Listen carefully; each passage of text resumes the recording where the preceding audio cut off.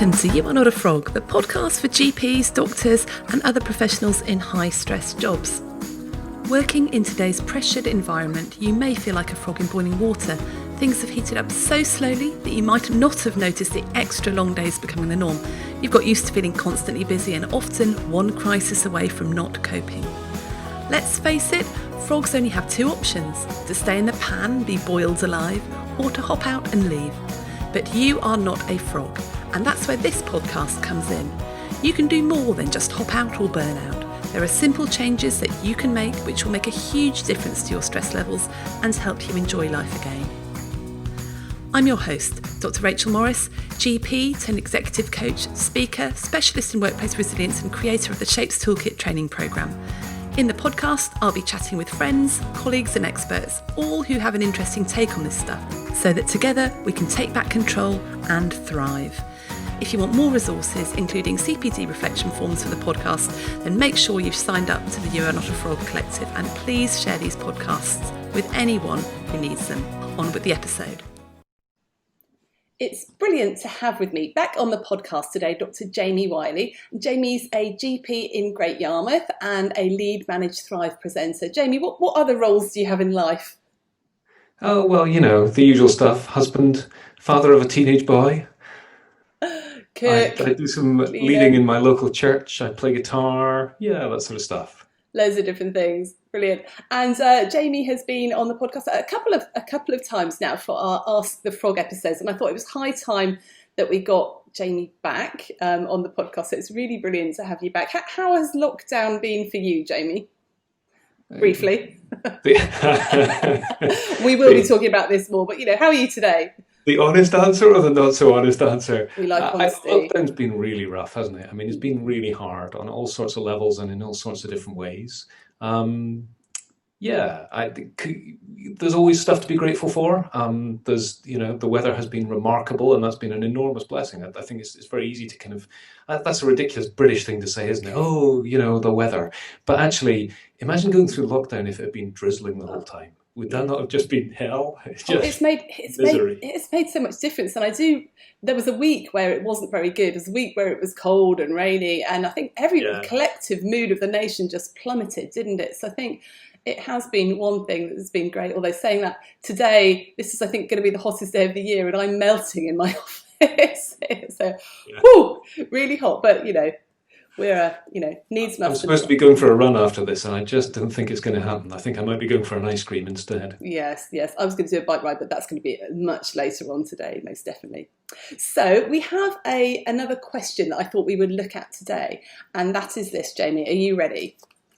Here's the question. Let's do it. So, dear You Are Not a Frog, during lockdown, things have been difficult, to say the least. There's some aspects I have really, really struggled with. But I have to say there are some aspects that actually I really like about lockdown.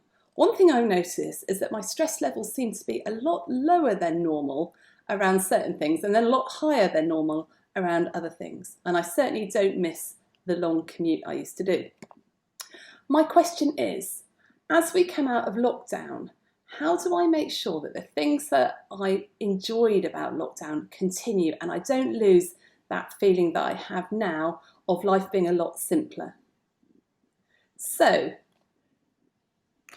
that's our question for today. How do we keep hold of the things that have been good during lockdown? And I guess I'm going to add in another thing about how do we then lose the things that we know we really, really hated about lockdown? And one of the things that's been helpful for me is the stop, start, continue framework, which is a really sort of simple way of looking at things. And I know that a lot of businesses will use these in reviews of projects and reviews of what's going on, and lots of practices, partnerships may use this as well to sort of look at things and decide what about what we're doing is helpful here, what's not so helpful, and what do we need to do differently.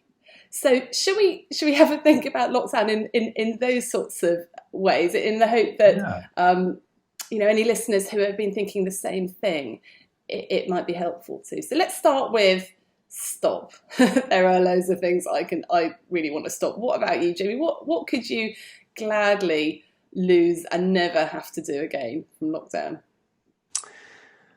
So this is going to sound slightly odd, given that here we are on a video call. But I would happily trade all the video calls in the world for the chance to sit together and have a glass of wine and just natter. So I think for me, one of the things that's been really difficult has been that loss of face-to-face personal interaction. Um, I think it's thinned out some of our relationships. Relationships at work have become more difficult because it's been much harder to communicate. We've lost the corridor conversations that are kind of they're like the oil in the engine, aren't they? That just keeps things moving. We've lost some of the coffee time interactions where you just have that opportunity to meet and be together as humans. And so it's all become very businesslike and very kind of work focused. And that thins out the relationships and makes it harder to work well together, I think. So yeah, I think although I'm borrowing little bits from what we're going to come on to already, aren't I? Because there are aspects of it that have been enormously helpful, and we should recognise that. But yeah, I got to be honest, I'd trade it all for a beer down the pub. Gosh, yeah, me too. I think that's a really interesting observation about these informal interactions that we have with people at work are the oil in the engine, aren't they? And, I think people are starting to find now with, extended lockdown that tensions are fraying quite a bit. And we're having to do a lot of communication via email or on virtual meetings. But you're right, it's not the same. Say if you've had maybe a slight difference of opinion with somebody, if you then see them around the coffee machine, you can have a bit of a chat. Yes. Even if you say nothing about the conversation you've just had that was a bit tricky, the fact that you're having a friendly chat just sort of shows each other that look, there's no harm intended. We can still get on. We still care about each other. That's all right. But you there's just nowhere to get that at the moment, is there? It acts almost those interactions act almost as relational resets, don't they? They give you an opportunity to go, oh yeah, he's not a total idiot. Actually, I quite like this about him, or yeah, we had a good conversation about that. And you feel warmer towards the person, and it sort of resets it. And I think it's that interesting dynamic of managing video meetings and remote meetings. We have to manage ourselves in them, so there isn't that opportunity for banter and chat and natter, and so we're self-censoring, and so you don't have those interactions because they don't work so well, and it then everything becomes a much bigger deal. It's if you need to say sorry to someone for having lost your temper, it then becomes quite a big thing that, oh goodness, I'm going to have to say it on the Zoom, and or I'm going to have to send a message, I'm going to have to do a specific, everything becomes bigger. So yeah, it's interesting. I was talking to a very close friend from church who was reflecting, and I think he's absolutely right, it's been my experience as well, that there are aspects of lockdown which feel like they've amplified the bits of me which I detest, which I would happily be free of. And actually, in ways that I don't really even fully understand, seem to have minimized the bits of me that I would like to think are the best parts of me. And it's really interesting in early lockdown watching people and realizing how judgy I was in my own head. What are they doing that? What are they doing that for? What are they doing that? Just going around the supermarket and judging other people, and you just think, hang on, that's not who you think you are, Jamie. That's not who you're called to be. And yet there I am having all that stuff going on in my head. So yeah, I think you're right. That sense that relationships have become harder because we can't just be together, and that's hard at work as well as socially. Yeah, and when we talk about, and on the Lead Manage Thrive course, we talk about building up trust within teams, and unless you have a lot of trust there, it's then very difficult to have good conflicts and have disagreements. And building trust is so important, and there is no shortcut to trust, as we've found out. Yeah, believe me, I've looked into this. How can a team build trust really quickly? Well, actually, you've got to spend time with each other, and you've got to get to know each other, and know about what people are doing outside of work, and know about their families and the issues that they might be experiencing. And this is not to say you have to be best mates or socialise or anything like that, but the more you understand a person and where they're coming from, the more trust, the more empathy there is, and the better it is. But with Zoom conversations and Zoom meetings, there's very little time for that personal interaction. Probably quite rightly, because actually what we want to do is limit the amount of time we have to spend in these virtual meetings. But what we've limited is the stuff that oils the relationships and just helps us knock along a little bit smoother. Social lubrication almost. And I think it's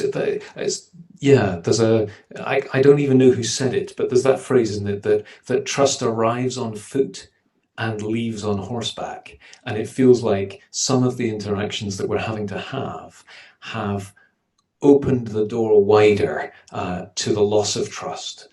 And like you say, have made it harder to rebuild. Yeah, I think that's a really interesting observation, the way in which relationships have been strained by, or put under strain, even if not strained, but it's harder work, isn't it?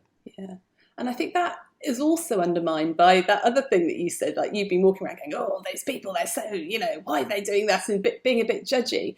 And I think I've certainly noticed myself becoming a bit judgy of other people.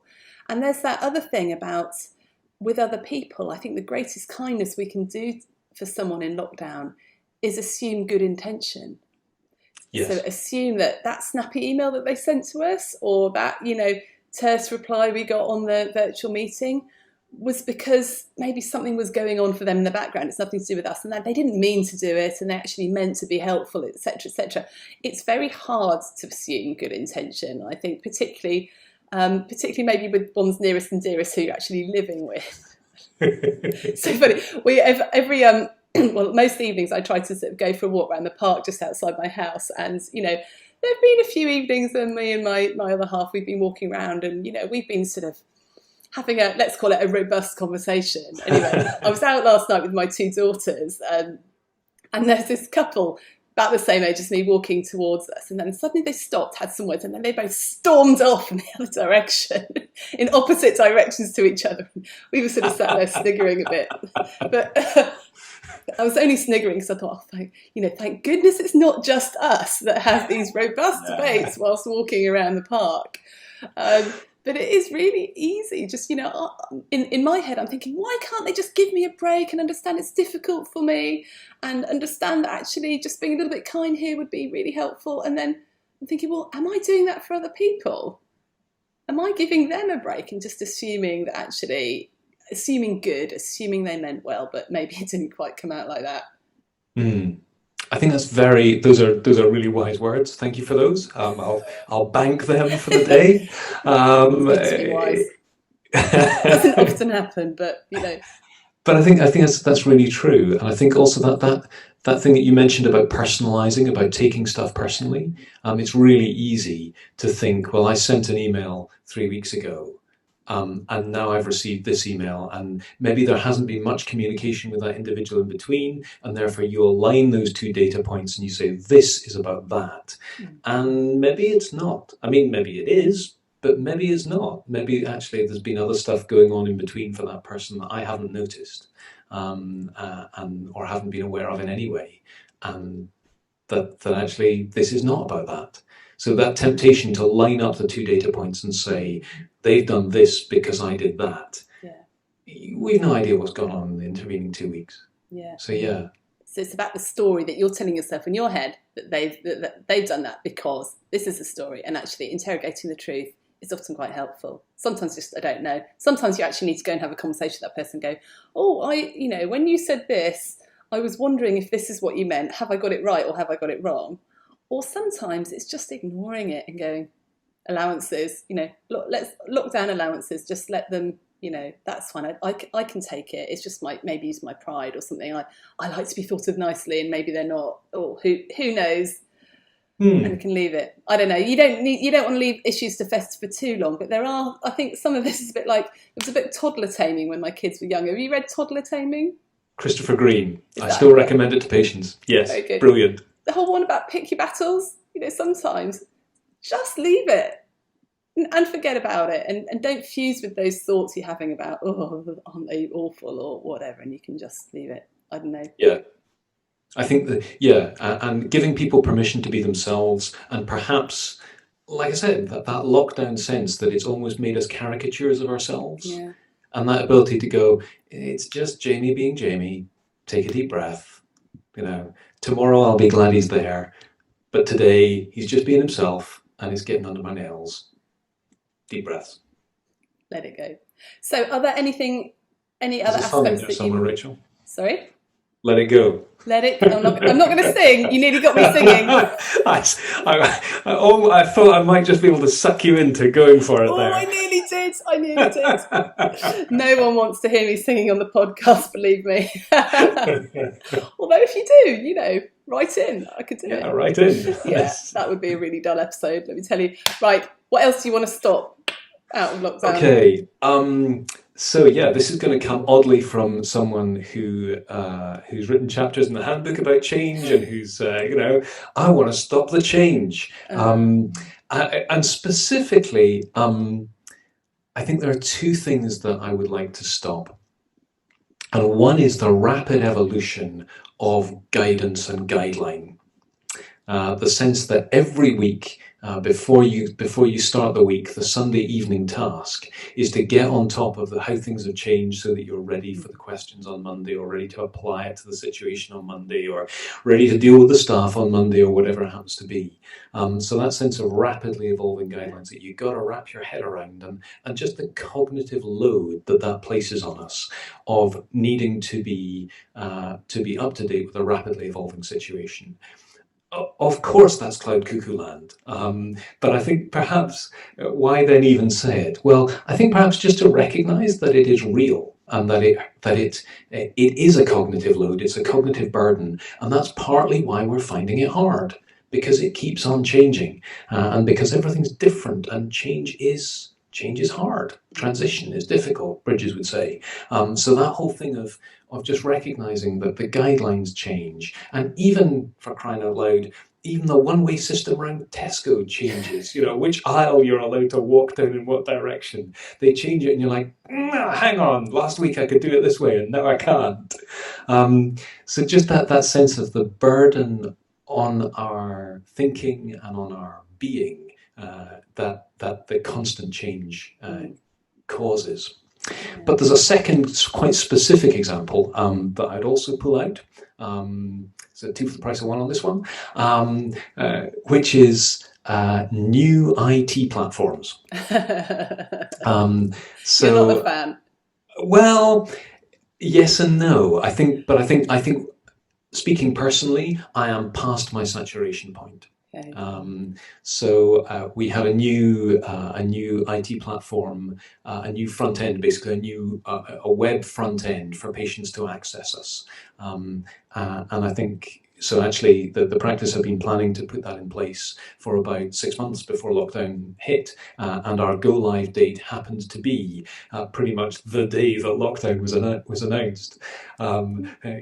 Today is a good day. Good or bad timing? Good timing, I reckon. I think it was really good timing, because the patients were like, "Oh, this is fantastic! Really see why you've done this. Well done for being on it." It looked like a piece of astonishingly light-footed response. Of course, it was in fact something that had been in the works for a long time. So yeah, blowing the gaff on that one. But yeah, so that's a platform that was different for patients, but also very different for the staff at every level in the practice. Then we had to engage with Zoom. Then we've had to engage with Microsoft Teams because of concerns about confidentiality and all that kind of stuff. And we've got new video consulting software, and others may be using a thing called AccuRx that we started to embrace. And then we've also got a platform that we use to communicate and to put up policies and so on. So sort of like a back end platform, almost like an intranet type thing, except it's not really. So yeah, and adding it all up, it's 6 or 7 new platforms. He says, holding up 8 fingers. Arithmetic, never my strong point. But yeah, I think that sense of, okay, I think I'm quite IT savvy. I think I'm reasonably good with tech and kit and all that stuff, but I've reached my personal saturation point. In fact, I'm slightly absolutely beyond it. And I'm aware now that every time someone says, oh, we could use ... my inner voice goes, or, we could not. We can make do with what we've got, because I've kind of had enough. So just again, that burden of change. Yeah. I think that's true, whether you're in general practice, whether you're in a hospital, whether you're an accountant, lawyer, or working elsewhere, everyone has suddenly had to use all these new platforms and things like that. And, I've got so many new logins and this and that. And it's just, digital is great, but, sometimes it's just too much. So stopping the lack of informal interactions, which will help with sort of well-oiled relationships, stopping the constant change. So we've all got a bit change fatigued, and that's a thing. That's a real thing, isn't it? Which doesn't help. And then stopping the influx of IT solutions, which are all really good, but not all at once. Okay, let's move on to what you'd like to continue from lockdown. Then we'll finish off what you want to start. So what for you, Jamie, has been something good? Is there anything good? This was hard. This was a hard one to think through. So I'm going to perhaps cheat a little bit and say that one of the things that I would like to see continue is a different societal attitude. So I think this is maybe not something that's easy for us as an organisation, or for me as a professional to make happen. But I think we've seen a much more explicit appreciation of service. In terms of appreciation of the NHS, and then seeing people actually go, oh, but hang on. There are people in the care sector who we absolutely rely on, hang on, and actually, when we start to think about who it is we absolutely rely on, the guy that drives the articulated lorry, without him, I got no boggerel. So, maybe we should be appreciating those who work in the service sectors. And I think there's been kind of maybe a societal narrative, a hierarchy of value. Of who we think is valuable in society. And I think it's good for us just to take a moment, maybe not to throw all of it out, but just to ask ourselves, does that really line up? Is that what we want to think? Is that how we want to value people, and also to value the roles that they fulfill? So I think something about value those who serve us, and not just doing it in our own heads. So I'd like to continue saying thank you. And I think I remember the first time after, in early life, was that grim phase where you'd walk into the supermarket and the shelves were empty. And, going in particularly after long days at work, long tiring day, quite stressed out, dealing with all the stuff, lots of sick people, and then you walk in and it's like the locust descended, and not only is there no pasta, but there's no flour, and there's no, not only is there not your favorite pre-processed, tin of whatever, but actually all the basic ingredients that would go together for you to be able to make it yourself have also gone, and you're sort of 3 steps behind. The first time I went back into a supermarket, when things started to get better and they were full, I was just aware of this kind of deep sense of relief of, oh, it's going to be okay. There's, I look back on it now and think, how ridiculous. Of course it was going to be okay. But it didn't feel like it. It felt quite scary. And so that sense of everything being okay. And I said to the lady at the checkout, I said, look, I just wanted to say thank you so much. Because I really appreciated being in and there being everything, and thanks for all you're doing. And she welled up. And you're like, ooh. And I think that sense of who have we been saying thank you to, who haven't we been saying thank you to, who have we been appreciating, who have we not been appreciating. That's something we can do inside our own organisations, but we can actually do it beyond as well. We can do it out there in our daily lives, saying thank you to the people who serve us.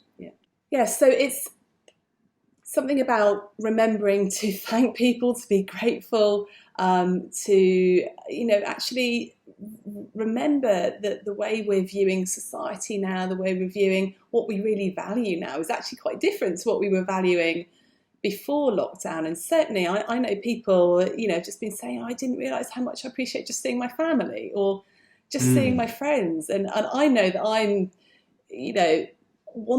all I want to do is just go, yeah, you're right, sit in a pub or a bar with my friends and have a drink together, rather than having to do it on Zoom. Or I'm not actually that bothered about fancy foreign holidays or fast cars or, even, I was a bit of a shopping addict. I'm not even bothered about buying a load of clothes. I would quite like a haircut. I would really like a haircut.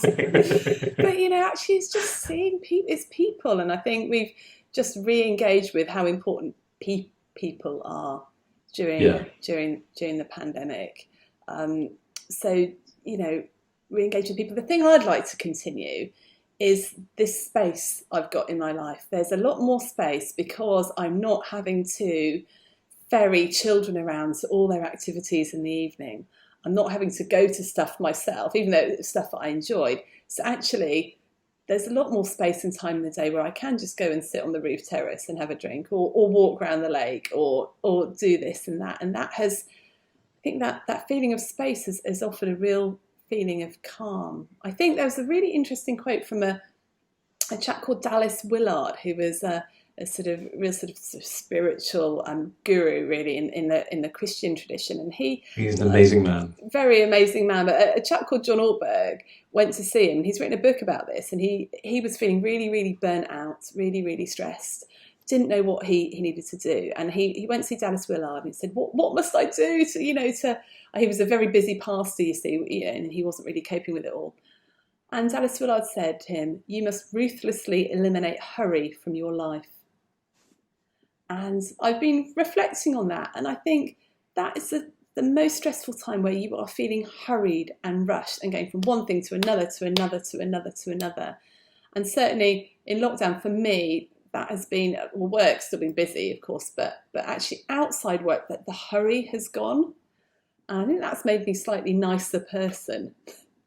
And you probably ask my children, I think there's aspects of lockdown that have not made me a nicer person, but certainly that bit has. Have you found that thing about hurry and space in lockdown, or not really? So, brief plug. I don't know whether this is something that you've come across, but that quote is now the title of a book by a pastor from Portland, a guy called John Mark Comer, who's written a number of really good, really accessible books. If you're interested in a slightly more spiritual take on this, then he's written a new book called The Ruthless Elimination of Hurry. Oh, okay. And it's definitely worth a read. I'll put that. Have I found that? Well, I got to be honest, no. If anything, I've gone the other way.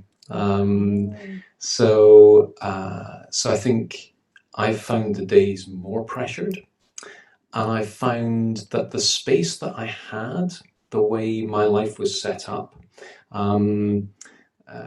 was eroded by suddenly the fact that, so I work in the practice Monday, Tuesday, Wednesday, and then Thursday, Friday I'm at home, but my son is out at school and my wife's out at work. She's a doctor in our local hospital as well, a consultant. And suddenly, because she was shielding, suddenly she was at home. She was in my space. It's terrible. And my son's in my space as well, and I can't, there's nowhere I can, so I bought a 25-meter cable, because that's about the right social distancing for families, I think, to plug into the router so that I could do Zoom calls and this kind of stuff in the back of the house, as far away from everybody else as possible. I thought that's like the new social distancing rules are now 1 meter or 25 meters if you've been homeschooling. Yeah. Your close family members. Sorry, darling, I'm social distancing. So I think that some of the patterns that I had put in place to try to address that tendency in myself to always be doing and never be being actually got eroded. And for me, part of that narrative is also about how things have changed at church. And so we've taken church online via Zoom, and because I was the only person in church who was used to using Zoom, that's something I've been leading. And so actually, although I was very active in terms of the worship life of our church, there were Sundays where I would just come and be, and that was important to me. And now, pretty much, it's not quite true, but almost every Sunday, I'm doing, as well as the whole issue that Zoom's all right, but it ain't the same. But we've talked about that already. Let's not go back over it. Well, no, I think. So I think for me that's been something that would appear on the other side of the balance sheet. But I think you're right. It's about recognizing what has this. That I think is why the stop, start, continue framework is so helpful, because it forces you to reflect on what has this done to me. What have I learned? How have things changed?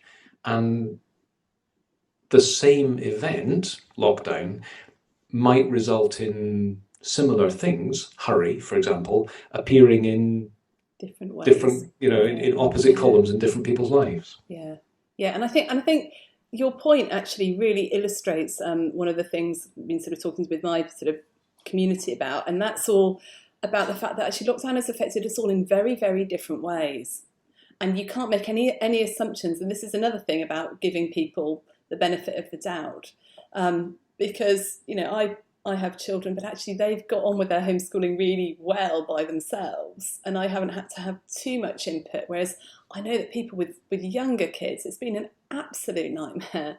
Haven't been able to be left alone for even 5 minutes. It's been really, really difficult. And then there's people who are on their own, and that just being very isolated on their own is really, really tough. So some of us have got not enough space, some of us have got just too much space, and it's all really different. So we can't all go, okay, this is how you cope with lockdown, this is how you get out of lockdown, because it's all completely different. And I do appreciate, in the day I really suffer with the lack of space now, because everybody's in my way, when I'm normally here on my own doing my stuff, and it's irritating.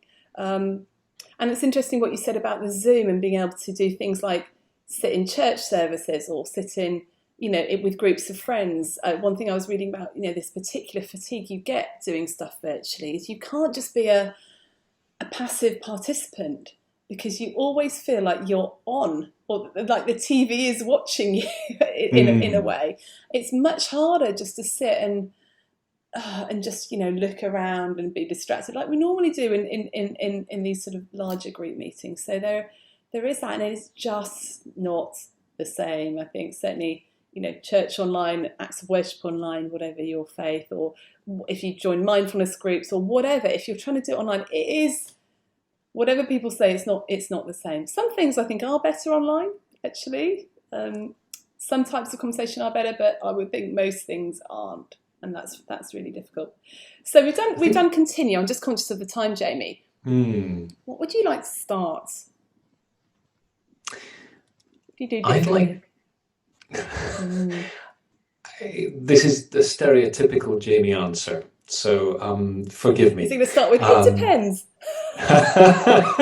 On the one hand, on the other. No, actually, no. Going in a different direction on that one. Oh. It's all about the people, isn't it? It's always all about the people for me. All there is the interaction and the conversation. I'd like us to start recognizing our different characters at work. I'd like us to start recognizing that, because what's in my mind is that I'm assuming that for many of us in our professional lives, aspects of remote working are going to continue. That we're not going to be able to turn the clock back. It's not all going to go back to how it was.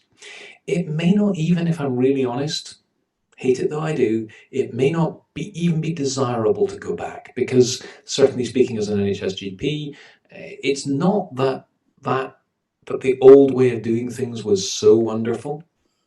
I may long for it now, but I wasn't rejoicing in it then. It was hard and difficult, wasn't it? So I think recognizing the reality that some aspects of remote professional life are going to have to continue, we need to recognize that there are some people for whom that is just great news. I have colleagues for whom I think the loss of face-to-face consulting has actually been something they've been very happy about. And remote interactions with individuals is something that they prefer to the face-to-face. Whether that's by telephone or by mail or by some form of video interaction. But there are those of us for whom that has sucked the joy out of professional life. That what we love in our professional lives is actually seeing a series of other human beings walking through our professional life that we get to interact with and be nosy about. I guess a more appropriate word might be curious, but the truth is, I'm just nosy. I like knowing lots about other people's lives. It's interesting. And that's much harder by remote interaction. And so there are some of us whose job satisfaction, the motivation hygiene stuff about what are the positive things and what are the negative things, what's in credit, what's in debit inside our work lives. What remote interactions do is wipe out the credit column. And suddenly you're in a very different world professionally. And I think as those of us in any sense of leadership in our organizations, whether that's of a small team or whether it's of a large organization, we need to recognize that the impact of that will be a very different environment for those we work with, for our teams and for our employees. And we would do well to pay attention to who is thriving in this new environment and who is not. And how can we help them to thrive? Or perhaps how can we tailor the work so that those who are loving not being face-to-face do more remote, and those who are missing face-to-face do more face-to-face. And we value that so that we help people to do what they are rather than living with something that they're not. Does that make sense? Yeah, that absolutely does. So if I could summarise, I think you're saying you're going to start seeing people. You're going to start seeing patients as soon as you can. And I really miss it. I really miss it. And as a leader in an organisation, actually doing a bit of an audit and finding out how people are best working and what people have found out that they enjoy doing, get them to carry on doing it like that, and as much as possible try and, we're all different, right, aren't we? We are all completely different, and that's why I guess in medicine some of us like being emergency physicians, some of us like being GPs, some of us like being palliative care doctors or surgeons, and you get different types of lawyers, accountants. We all like working in different ways. And I guess a start for me would be work out what works for you, what gives you joy in your work. It's not just about efficiency, it's not just about productivity, it's about how you thrive in your day. And one thing that you could do is keep a bit of a diary of your day and think about what gives you energy, what doesn't give you energy. And I know that when I've had some really good discussions in group meetings, I come out buzzing, and then if I've spent an entire day just doing basic admin, that just sucks the life out of me. But and if I've been doing some online circuit training, I got the option last week of going to, in someone's garden, going and doing it there with, 5 of us, very socially distanced. It's exactly the same class. I jumped at it just because I know that gives me so much energy doing it with other people than doing it on my own in my garden. So it's very individual, but you need to know. And this thing about what we do with our work, we spend so much time at work that if things are changing in a way that really doesn't do it for you, then you've got some hard choices to make, really, I think. Obviously in the next sort of 3 to 6 months or even a year, things will be changing at work, and things are going to be difficult, aren't they? Because everything has changed, and we are going to be heading into a recession, and there are some people that don't have jobs left, and there's that uncertainty. So in some way, I think it might be just sort of riding out the next 6, 9, 12 months. But along the way, collect data, work out what it is that gives you joy, that re-energizes you, work out what your strengths are, and then think about how can I craft my work and my life, my job moving forward. I think that's right. And I think also this in some ways is what one-to-ones, what appraisals should be about. I don't mean medical appraisals, but staff appraisals. And I know for many people they are toe-curlingly awful, and it's not that I have always rejoiced in doing them, but I think this is what they should be for. To be saying, well, what is it that you're thriving in? So working it out for yourself, but also encouraging those we work with and those who work for us, those who are our direct reports, helping them to work it out and to process it, to think, okay, this is why I'm finding it hard, and that's okay. And here's how we could adapt, and maybe it is just going to be a case of saying, okay, let's just recognize that, let's hold that. We'll touch base on it again in 3 months' time, because, like you say, for some it's just going to be a case of riding out the storm. But for others, it is going to be possible to adapt, to recognize, even hearing your line manager, your boss, say to you, yeah, I recognize that about you, Jamie, and that's something that we value. Hang in there, it's going to get better, and we'll think about it. Just makes you feel, oh, okay, I was noticed, I was seen, I was valued, I can move forward. So yeah. Yeah. And if you are a line manager, managing people, then think about how you can do that for your teams in appraisals. Do a post-lockdown appraisal. You're saying, actually, let's just think about how you've been working and what's worked for you and what hasn't, and what we can do going forwards. Now, I know that lots of people are listening to this thinking, yeah, but my work's never in a million years going to do that. They're not going to do that. They can't even be bothered to do it, once a year, let alone post-lockdown. I would say if that's you, take control over what you can control and do it for yourself. Do your own self-appraisal. If no one's going to do that for you, you need to do it for yourself and work out what is it that's going to make you thrive.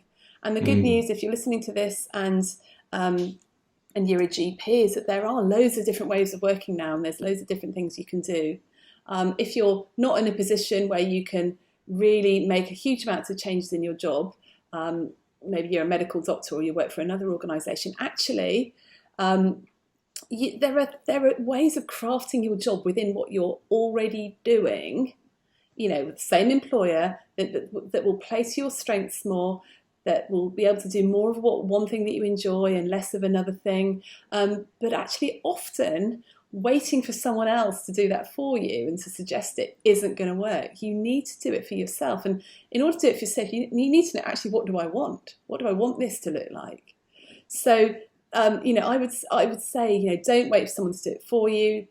Get on and do it yourself. Work out what it is that you love, what you want to continue. Work out what it is that you don't want to continue. And there's a couple of tools actually that I can make available to listeners. The first is the Stop, Start, Continue toolkit, or it's a checklist. The Stop, Start, Continue checklist, which is basically a list of questions and some space for you to write down your answers, just to analyse what's working about your life and your work. So there's 2 different sections. What do you want to stop? What do you want to start? What do you want to continue? And there's some room for some action points there. So do download that. There's also a Thrive Week planner, in which you can actually plan what you'd love your ideal week to look like, perhaps post-lockdown. Because until you do that for yourself, no one else is going to know what your ideal week's going to look like. So it's really worth being intentional and planning that and doing that. So we'll make those 2 tools available. Now, Jamie, just to finish up, because we're getting out of time, what would your top tips be? If you could give sort of 3 top tips for people coming out of lockdown, for the person who asked the question at the beginning of, how do I continue with the stuff that's actually been beneficial during lockdown? What are your 3 top tips? Take time and write it down. Does that count as 1 or 2? How many more have you got? I'm writing them down. too easy to let for you think about this stuff and it sort of drifts away. Take time, write it down, take this seriously and invest in it. Okay. Secondly, collaborate. So I think it's team game, isn't it? So having a conversation with those around you, whether that's family or work colleagues, but collaborate. So once you've written it down, talk it out, talk it through. What else? I think that'll probably do. Those would be my 2 top tips. I've got 4. I wrote that 4.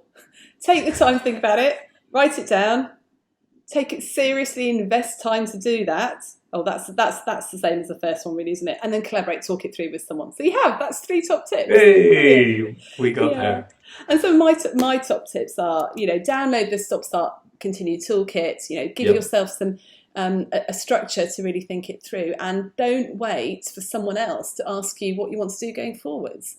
You need to actually make those changes for yourself and make suggestions and think, well, could I do this instead of that? And perhaps I could take the lead on this project rather than that project, because this is where my skills lie. And I think my final top tip is just be kind to yourself as well. I think we've all had quite high expectations of ourselves during lockdown, and we maybe haven't reached all those expectations.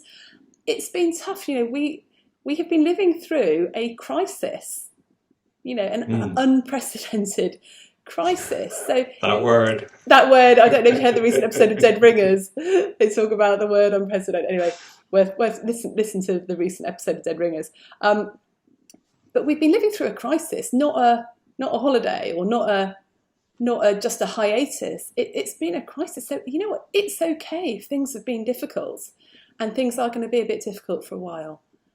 Just accept that and give yourself permission to be struggling. But then just don't get stuck in the struggle. And if you need to, get the help that you need to get. And I'm always talking about this, but if you're a doctor, there's the health practitioner program. Those of you who work in other organisations, there are often employee assistance services. There's lots of free counselling and coaching services out there at the moment as well. And if you'd like to, contact me about any of this, do drop me a line. I can offer some one-to-one coaching. I have a Beat Stress and Thrive course for healthcare professionals. So there's lots of things out there. So get the help that you need to get, and don't struggle with this alone. And that might just be going for a walk with a friend and talking it through. That's often as good as anything else. So I think we're out of time now, Jamie. Thank you so much. That's been a really interesting think about stopping and starting and continuing and lockdown and all that. So will you come back again? We need you back more often on the podcast. Definitely. Brilliant. Okay, well, have a great day and thanks for being on. You too, Rachel. Take care. Bye-bye.